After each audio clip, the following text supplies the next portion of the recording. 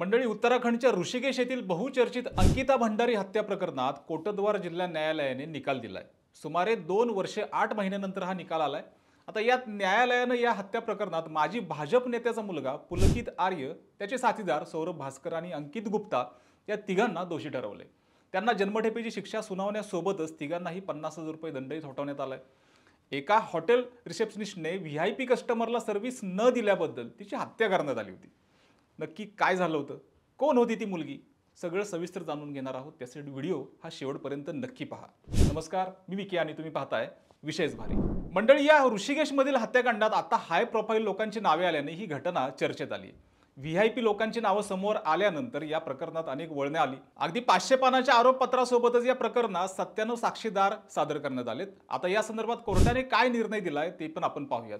खरं तर या संपूर्ण प्रकरणात सुनावणी सकाळी 10:30 वाजता कोटद्वारच्या अतिरिक्त जिल्हा आणि सत्र न्यायाधीशांच्या न्यायालयात सुरू झाली। संपूर्ण देशाचे लक्ष या निर्णयावर लागले होते। सध्या तिन्ही आरोपींना दोषी ठरवण्यात आले आहे आणि त्यांना जन्मठेपेची शिक्षा देखील सुनावण्यात आली आहे। आता या तिघांनाही 50,000 रुपयाचा दंड ठोठावण्यात आलाय।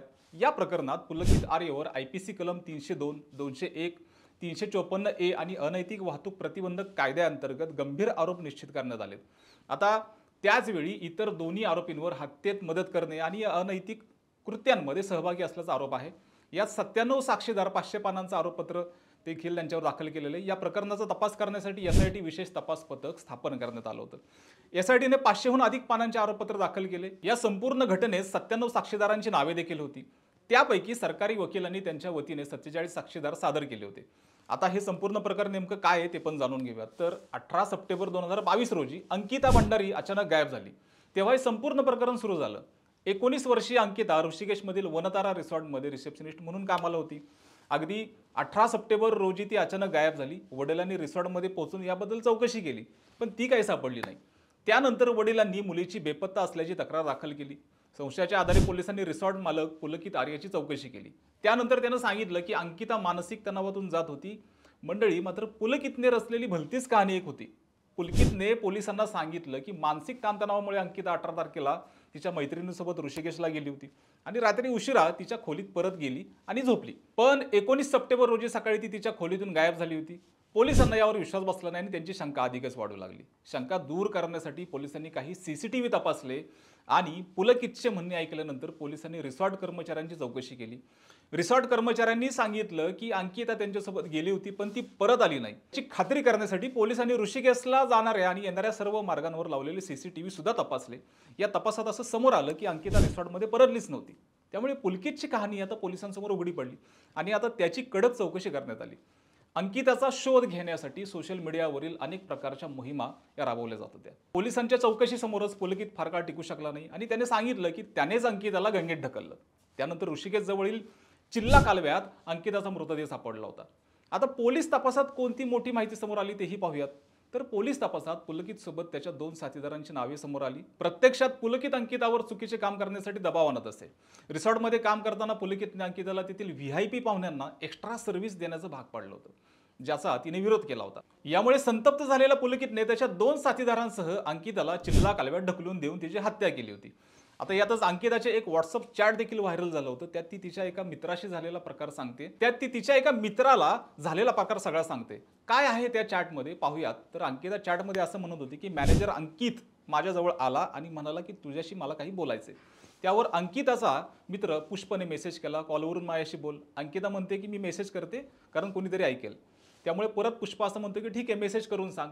अंकिता त्याला असं सांगते की त्यांनी सांगितले की सोमवारी व्हीआयपी गेस्ट येणार आहेत, त्यांना व्हीआयपी सर्व्हिस पाहिजे। तुझ्या ओळखीचं कोण असेल तर मला सांग, आम्ही 10,000 त्याला द्यायला तयार आहोत। त्यावर पुष्प तिला असं म्हणतोय की तू त्यांना सांग की तू एक साध्या घरातली मुलगी आहेस। अंकिता म्हणते की मी हे बोलले त्यांना की मी 10,000साठी कशी काय स्वतःला विकू शकते। त्यांनी दुसऱ्या मुलीचा विषय काढला, पण तो माझ्यासाठीच होता। त्यांना वाटलं 10,000त मी तयार होईन। पुढे पुष्पा असं म्हणतो की कोण येते त्यांना सांग की असं काही मला करायचं नाही, मला काही बोलू पण नका। त्यावर अंकिता म्हणते की इथे गेस्ट आला होता, त्याने एकदा मला असंच टच केला होता, पण अंकित बोलला की कुणाला हे तू बोलू नकोस, गडबड होईल। त्यावर पुष्पा असं म्हणतो की मग कोण येतो, त्याचा नंबर मिळव, मी पर्सनली त्याला येऊन भेटतो। मंडळी, अंकिता आणि पुष्पमधलं हे चॅट निर्णायक ठरलेलं आहे। सदर हत्येचा खटला उघडकीस येता संपूर्ण उत्तराखंडमध्ये संतापाचं वातावरण निर्माण झालं होतं, ज्यानंतर संतप्त जमावाने पुलकित आर्य याच्या रिसॉर्टला आग लावली होती। स्थानिक भाजप आमदार रेणू बिष्ट यांच्या गाडीच्या काचाही फोडण्यात आल्या होत्या आणि या प्रकरणाचे गांभीर्य आणि वाढता गोंधळ पाहून मुख्यमंत्री पुष्कर सिंह धामी यांनी अंकिता हत्या प्रकरणासाठी एसआयटी स्थापन केली. तसेच पुलकितचे रिसॉर्ट बुलडोझरने पाडून टाकण्यात आले होते. या हत्येवरून संपूर्ण उत्तराखंड राज्यात संताप निर्माण झाला होता. त्यानंतर भाजपने पुलकितचे वडील विनोद आर्य यांची पक्षातून हकालपट्टी केली होती. विनोद आर्य हे भाजपचे नेते होते. त्यांनी उत्तराखंड सरकारमध्ये मंत्रिपद भूषवलं होतं. आर्य हे भारतीय जनता पक्षाच्या ओबीसी मोर्चाच्या राष्ट्रीय कार्यकारिणीचे सदस्य होते आणि उत्तर प्रदेशच्या सहप्रभारीची जबाबदारी सांभाळत होते. पुलकितचा भाऊ अंकित आर्य यांना उत्तराखंड ओबीसी कल्याण आयोगाच्या उपाध्यक्ष पदावरून काढण्यात आलं होतं. त्यांना राज्य मंत्रिपदाचा दर्जा होता. यात अंकिताच्या आईने आरोप केला की तिला जाणून बुजून अंकिताच्या अंत्यसंस्कारापासून त्यांना लांब ठेवण्यात आलं. तसेच पुलकितला असंही वाटलं होतं की अंकिता आणि पुष्प हे दोघे बोलत असल्याने सगळे लक्ष हे पुष्पकडे जाईल आणि तो सुटेल, पण पुलकित यात सापडला.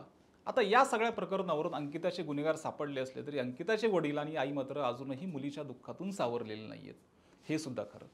एकूण या सगळ्या प्रकारावर मंडळी तुमचं काय मत आहे? कमेंट करून जरूर सांगा आणि विशेष भारीला सबस्क्राईब करायला विसरू नका.